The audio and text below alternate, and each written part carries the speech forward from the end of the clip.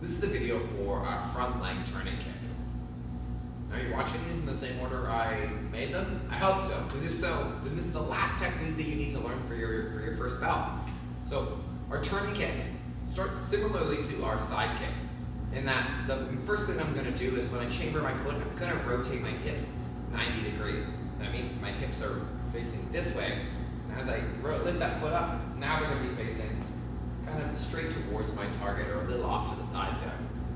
Now, I lost my balance, so let's see if we can do it a little better there. So if I go back to that front kick chamber, if I lift up, obviously my foot is pointing towards the floor, and that's not what I want. So I'm going to rotate the heel of my base foot so that it points towards the camera there. That should help to lift my leg and tie me to this flat table.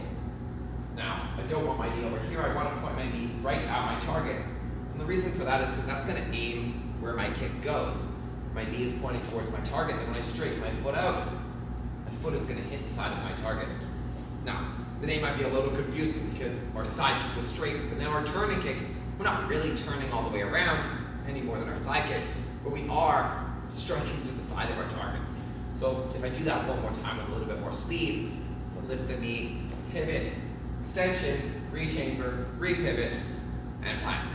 We're going a little faster still. So a turning kick can be a really versatile technique. It's got a lot of range, but you have to master that balance. If I'm losing control every time I throw a kick, it's going to be really hard to throw it.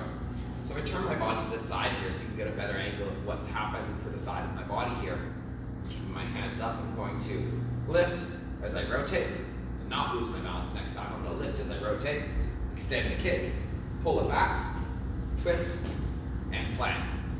Now, because this kick is coming in from the side, the momentum feels a little bit different. It might be a little bit harder to control, but we're controlling it the same way.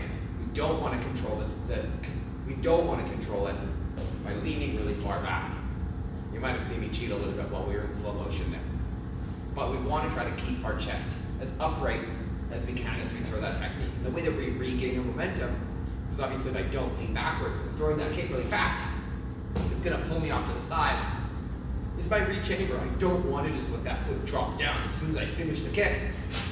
I'm pulling it right back in as fast as I can so I can hold that momentum back and land back in my starting position.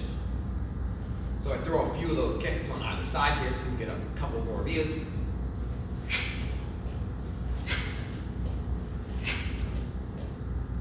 Now you will see that I lean back a little bit, and that has to do with max flexibility range. The more flexible you are, less you're going to have to lean back to get that kick nice and high.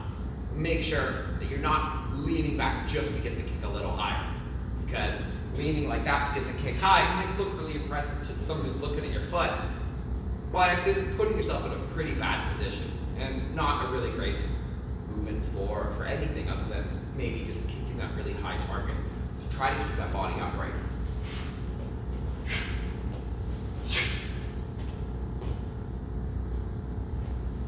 That was our front leg turning kick.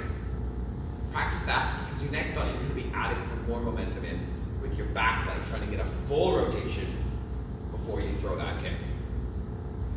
Good luck.